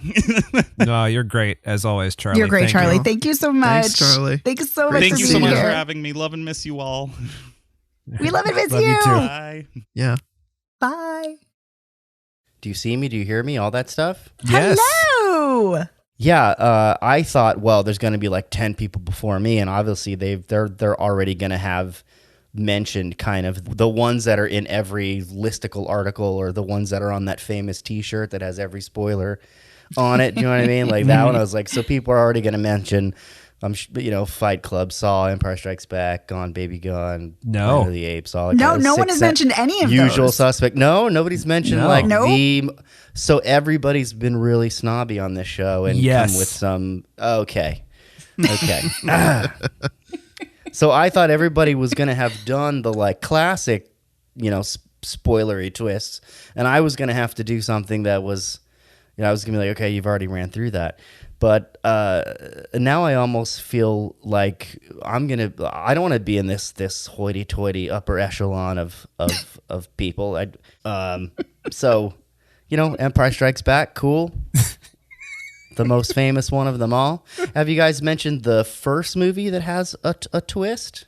The very first movie that has a twist? Yeah, The Cabinet of Dr. Caligari. Oh, no, we haven't. Yeah, We have not. No one else has mentioned it. Come out in 1920. It's known as the first film that has a twist. Yeah, so that's. I mean, basically that. Your show is all these years later. 102 years later. Spoiler piece theater could not exist without the Cabinet of Dr. Caligari. So yeah, your first twist that you could not spoil.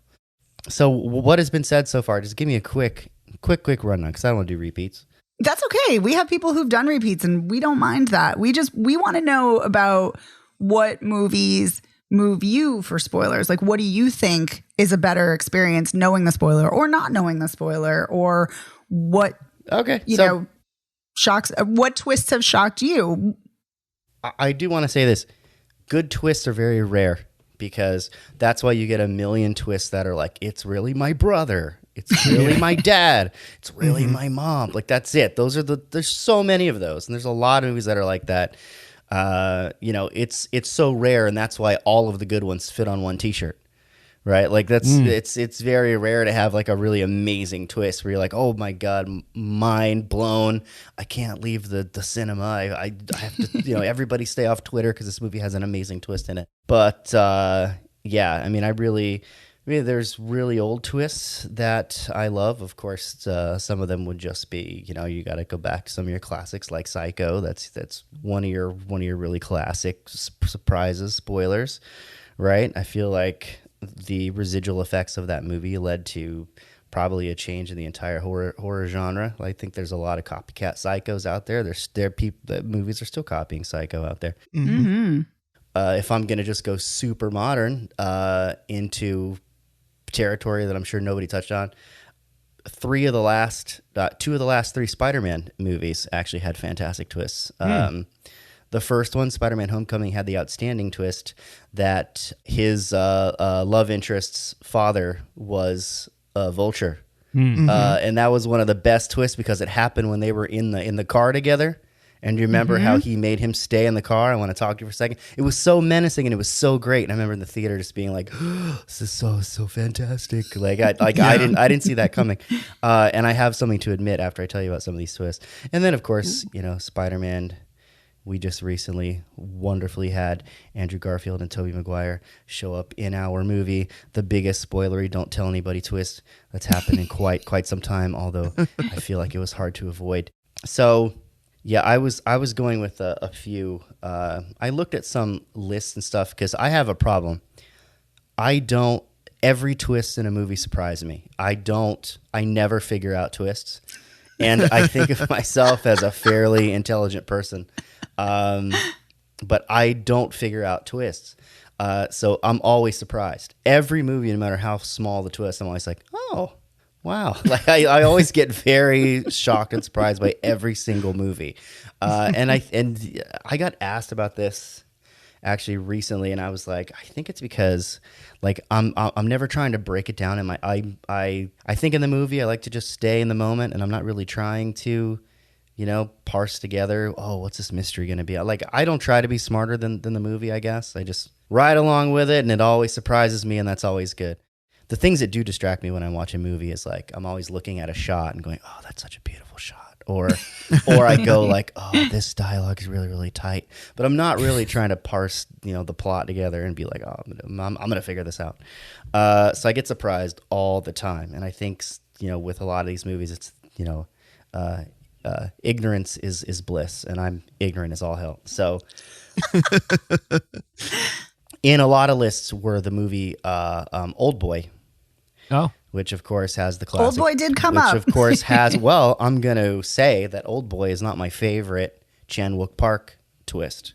So my favorite twist in a Chan-wook Park movie is, or Park Chan-wook, if you want to say it correctly, is in the movie Sympathy for Mr. Vengeance, which is one of my favorite movies of all time.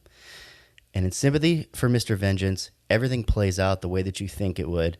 The father of the kidnapped girl exacts his revenge on the former employee that kidnapped her, not intending to kill her. So it's already this wholly conflicting ending. You're like, oh my God, everybody's wrong in this situation, but he murders the guy anyway. Then a bunch of guys show up and they look at a picture and they look at him and they murder him, and you're like, who the hell are these guys? Earlier in the movie, when they kill the former employee's girlfriend, she says, by the way, if you kill me, I'm part of this like underground movement of dangerous radicals. You never hear about it again. The whole movie. This whole movie plays out. Everything happens the way it's supposed to. And the very end of the movie, these random dudes show up, and you're like, "Oh my God, it's the radicals that you thought were BS." Because even when it's happening, the guy killing her is like, "Whatever. That's not even a real thing." Like, what do you have? Like 5 members? Like, there's like nothing, right? And they show up at the end, and you're like, oh my God, like it's this really cool twist that you had to like, and you recall it from so far early in the movie. And I think that's one of my favorite Park Chan-wook twists. Old Boy one is just kind of gross. Another one I think is I really like the movie Let the Right One In. Not the American remake, but the original. And in that one, there is the twist when the boy, I don't remember his name, but I remember the vampire's name is Ellie. Oscar. So Oscar comes in and Ellie is cleaning herself off, and he sees that she has the scar of a castration, and that changes the whole movie right there in that moment, because when Oscar asks Ellie to go steady, he says, "I'm not a girl." And at that time, you're thinking, "I'm not a girl" means I'm a vampire. But it literally means I'm not a girl. I am a boy. And you find that out in that moment. And it really is a interesting twist. I mean, the book really dives into it, and it's really messed up. The movie just kind of touches on it and gives it this really fascinating, interesting twist on the story. The American version, of course, cuts all of that out. There's none of that in there. It's just a straight up boy and a girl. But in the other film, it's the vampire is male, and that's when you find out, is in that very interesting twist moment. And I always thought that was a very fascinating twist that always surprised me, which is no surprise because I'm always surprised. You're always surprised. One of the most fun twists. I was trying to think of what's a more fun twist, because those are kind of deeper twists.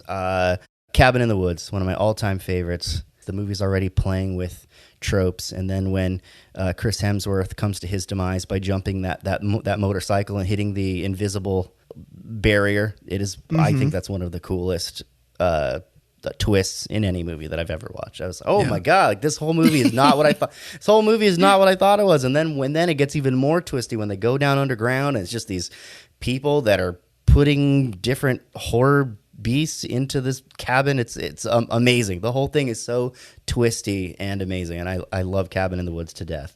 It's a good one. Yeah, it gets better the more times you watch it too, in my opinion. All right. And then I tried to think of what is kind of a weird twist that doesn't make sense when you think about it. There's lots of them, but one that a lot of people really, really like is Book of Eli, where you find out that he was. I like that movie. That they gave him sight, and he's got the Braille Bible with him, and that's like the big reveal. The camera pulls up, and you see the Braille on it. I looked it up, and a Braille Bible has 37 volumes because Braille is huge. Yeah, it's not accurate. Yeah, so there's a very interesting spoiler that is kind of goofy when you dig into it. So I tried to just look at a whole bunch of different types of spoilers, whether it's classic, some ones that like mean a little bit more to me or really took me by hold, and then some goofy ones and some fun ones, and that's it. I just tried to come in with a whole array of spoiler goodies for you guys. You did. You came in with a smorgasbord. Smattering. Yeah. JC, thank you so much. We could talk to you all day about spoilers. This was amazing. Sure. But JC, where can people find you? Where can they follow you on social media and hear more of your awesome thoughts on film? Yeah, so I have a podcast. It's called Screen Fix. It is where we will fix a recent film. We just got a pretty cool thing. The website Screen Rant just just grabbed us and put us in an article, which was interesting. That's awesome. Congrats. Yeah, like an unsolicited article. So that's been fun. So now of course I'm on my Chartable account. Now I'm showing up in like Zimbabwe and Chile, and suddenly I'm in Norway and all these kind of things, which is pretty cool. Like I don't know how, I'm like the #1 podcast in like the Isle of Man. I don't know if that makes sense, if that's a really great accomplishment or not. But yeah, that's been happening. So yeah, check it out. Screen Fix podcast. I have an episode that I believe is dropping tomorrow, and we're going to be doing all kinds of movies coming up. We kind of had a slowdown in production during COVID, and a couple other things happen, and it's basically just a one-man show. So yeah, but we're ramping up production because there's a lot of movies coming out now this summer. This summer is a cavalcade, an embarrassment of riches. Lots of stuff coming out this summer. Totally excited, and maybe, just maybe, one of you three can come on and talk about one of those movies. What do you guys think? I think that's awesome. We love the show, so yes, make it happen. We'll make it happen. Love it. JC, thank you so much for being here. We can't thank you enough. Yeah, thank you. No problem. It took a lot of coffee. If you can't tell by the speed of which words are coming out of my mouth, I'm speaking faster than I'm thinking. All right, anyways, you guys, congratulations again. Fantastic show. Love it. You guys are the best. Keep it going. Aw. And yeah, spoiler. Thank peace. you. Keep spoiling. Keep We will. spoiling. Keep spoiling. I love it. It's our motto. Keep spoiling. All right. Thanks, man. Bye. Bye. Thank you. Bye. Hi, Kristen. I miss you guys. Hi. We miss you. Oh my god. Great to see you. Losing it. So excited. Why don't you tell us your thoughts on spoilers in film and what film or films came to mind? I am rarely a person who does not, who needs to have a film not spoiled in order to enjoy it. Like, I'm totally fine with knowing what happens at the end of a movie. It's not going to take away from me because a lot of times I'm not just falling into a movie because I'm looking at it analytically. I'm looking at camera angles and pacing and all these other things that are always keeping me like a certain level above the story anyways. So if I know the end of it, it's not going to change all the stuff I'm reading in the middle is what I want to say. But I do have to say that going into certain screenings and not knowing what was happening or how it was going to end, sometimes it is a little bit exciting. And I think of the ones that were just really, really, really secret and everybody kept it so tight that no one knew what was happening. And I think that my absolute favorite one for this, honestly, I was rolling through my head, but my favorite has still got to be Get Out. And seeing that in a theater, a very diverse theater, and seeing the complete total shift of the audience. Yeah. It was just amazing. I don't think I've ever had such a good surprise that touched on so many even personal aspects of my life, of people being like, oh, these guys are kind of cringy. Oh, this is way worse. Oh no, this is truly horrible. Oh God, everyone knows the cops are bad now.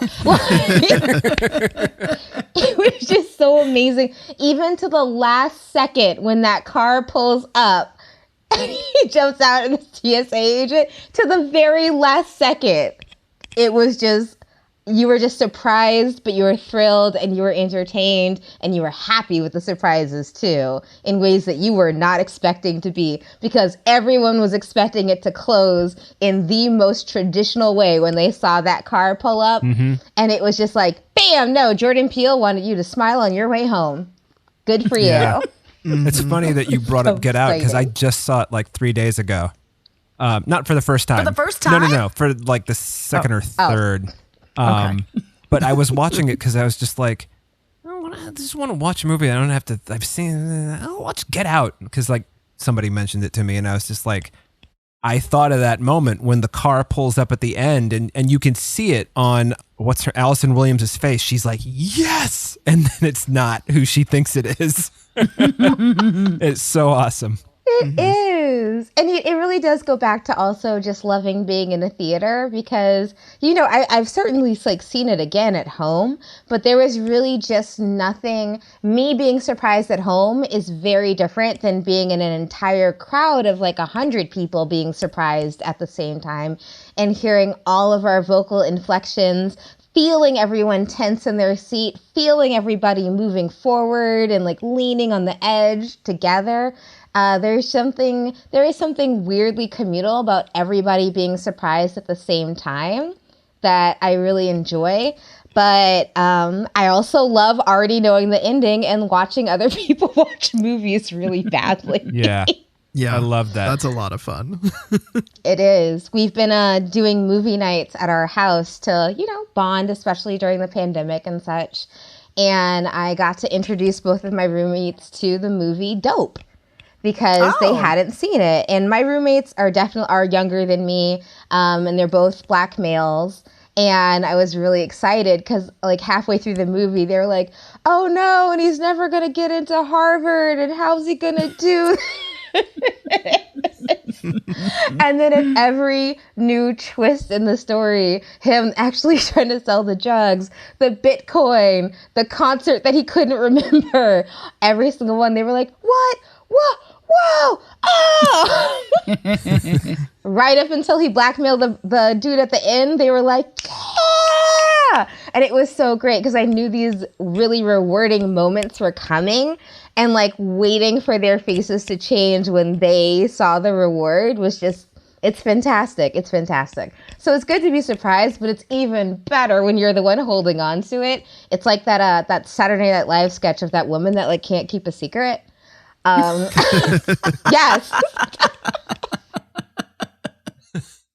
That was me sitting on the couch next to them. You're like, I know it's coming. Yeah.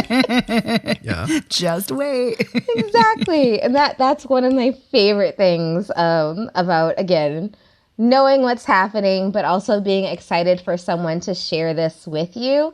And also, it's like almost getting it halfway again, because you know what's coming, but you also get to relive it through the person that's sitting next to you.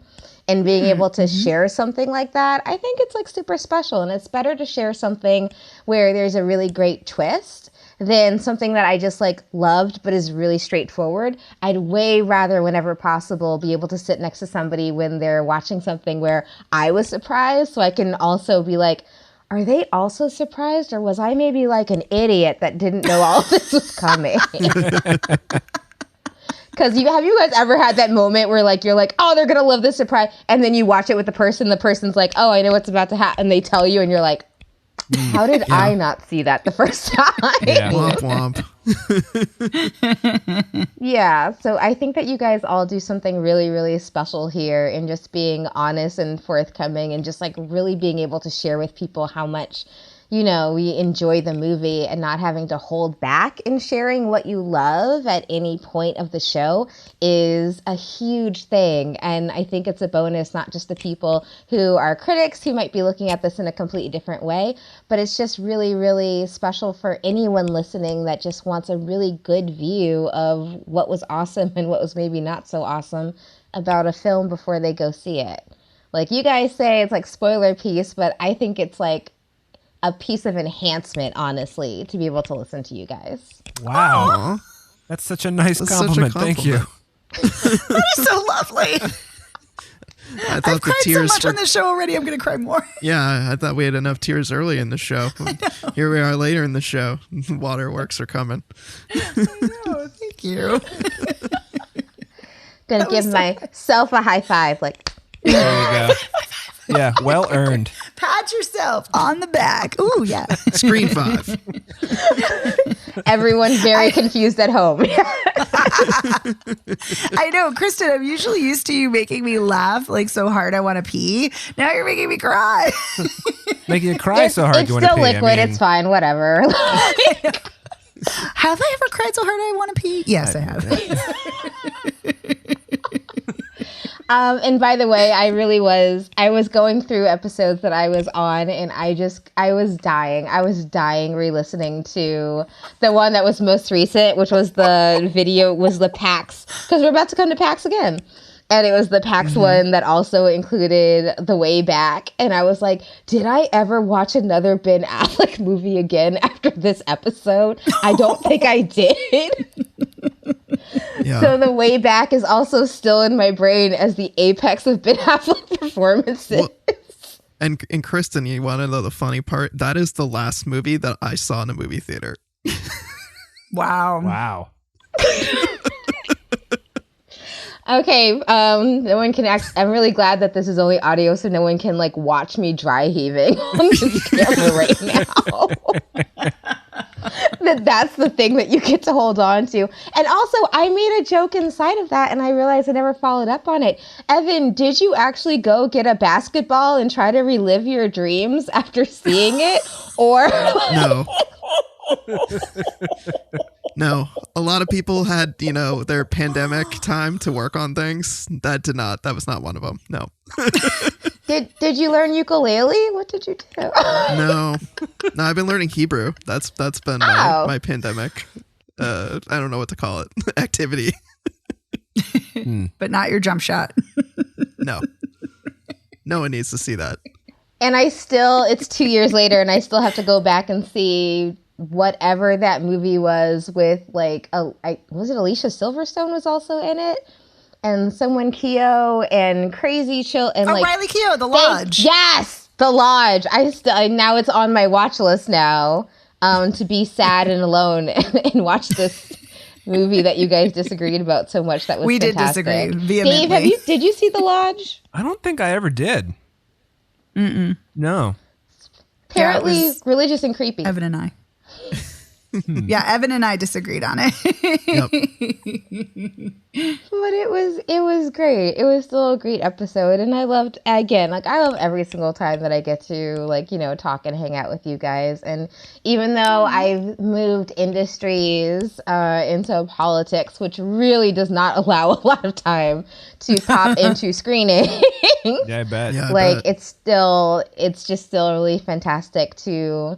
Oh, but you know what? I was a punk and I bought AMC stock over the pandemic, which means I'm in that ridiculous AMC investors club that's just basically like AMC Stubs Plus. So you're saying Which we should means that, hit you up yes, for I got to perks. go to a screening of The Batman like last Wednesday. It is not the same as going to an actual film screening, but it was like really wild because I also got to take my mom and she got to attend a screening, which I, was so rote for me at this point. And she was just so excited to see it 2 days earlier than anybody else. And I forgot that was the other thing is, knowing something before other people know, which I think is also great because listening to one of your shows before something comes out and being able to know before the movie even comes out what happens so that you don't waste your opening. You don't waste that Friday night seeing this this horrible opening movie. Instead, you just listened to you guys, realized it was horrible, and maybe like went to play skee ball. I don't know. But you also just save people time. Let's be honest. You also just save people time. You're doing the Lord's work here. Yeah, we're really saving lives here. The Lord's work. I like that. I'm going to use that one. What is Spoiler Piece about? Well, we do the Lord's work. So Yeah. Us three non-religious people do the Lord's work. right. Yes. Three non-religious people who now speak fluent. One of them who's now might speak fluent Hebrew. Yes, Exactly. All right. It's not weird at all. Don't worry about it.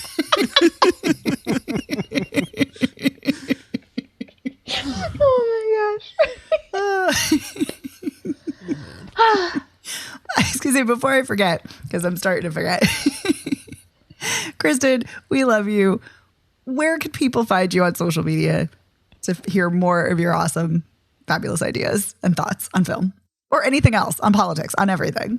Don't worry, there's also political films. I think I reviewed exactly one movie last year for Forces of Geek. And let me just be literally on tape saying, I am so sorry, Stefan, as my editor. Like, I know. So sorry, dude. Like, the pandemic affected us all in different ways, and it made me a trash reviewer and reporter, a person who was very bad at actually answering my editor. So sorry. Now you can listen to my apology forever and ever and ever. But you can find me on social media, all social media, at khalbert617, Boston Pride, all day on Twitter and Instagram. And I still like movies, especially if they're political. Thank you. Oh man, how did I not say that? Boy State. That was a good twist too. That was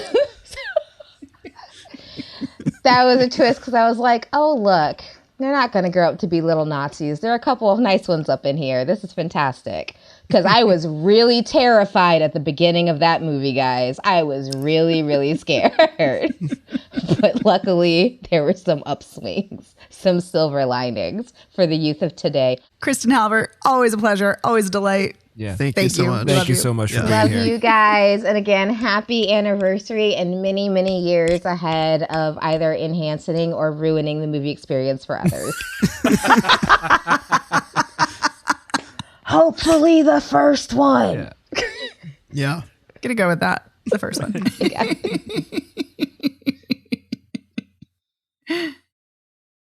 And our last guest of the night is the Lady Wan. The Lady Wan, you can find her at the Lady Wan on Twitter. You can find her on her podcast, Screen Run, and also as a contributor to Binge Movies. And here is what the Lady Wan has to say about films and spoilers.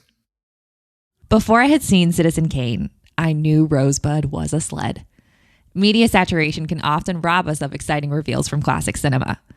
When we began the second season of my show Screen Run and we settled on the Alien series, I was excited to talk about my first viewing of the original Alien from 1979 since I watched it for the first time in June of 2020. The quarantine vibes were strong and I was shouting for everyone to listen to Ripley. I knew the chest burster was coming and I had seen it time and time again on shows like I Love the 70s and other movie retrospectives. But I had truly no idea that Ash was an android. And the moment his head was knocked off his shoulders, I screamed. I was in awe. I was like, Ian Holm?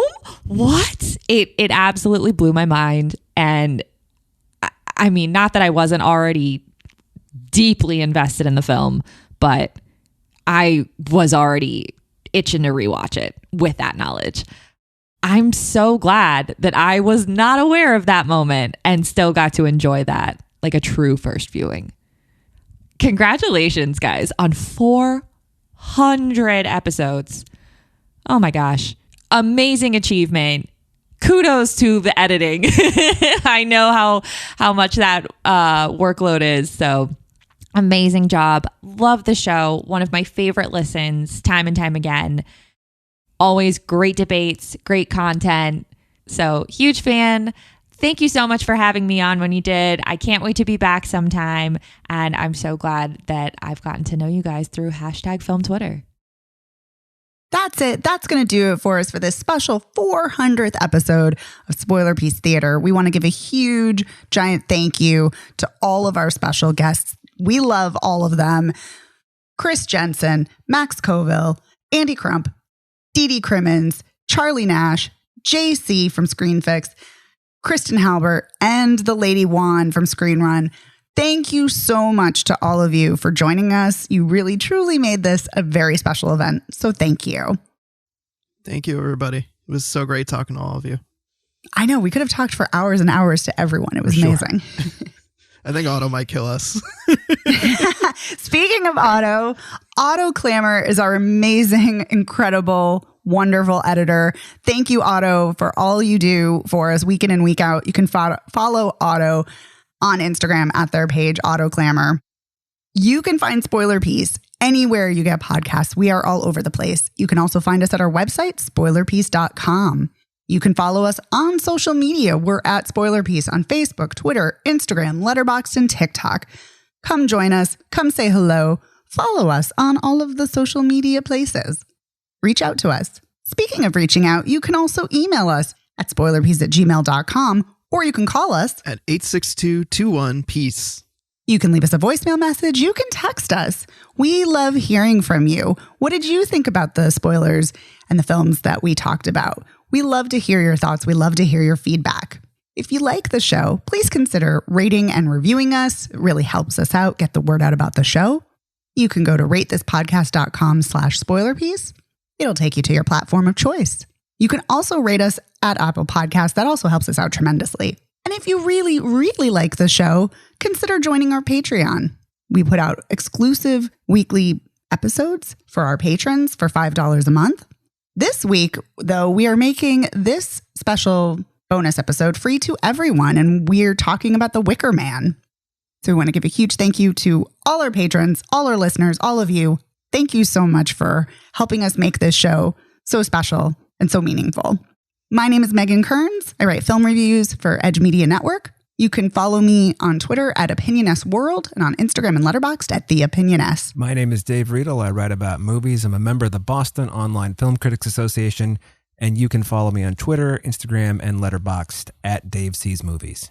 And my name is Evan Crean. I'm co-chair of the Boston Online Film Critics Association and co-author of your 80s Movie Guide to Better Living. You can follow me on Twitter, Instagram, and Letterboxd as Real Recon, and that's real as in film reel. Thank you so much, everyone, and we will see you next time. Bye.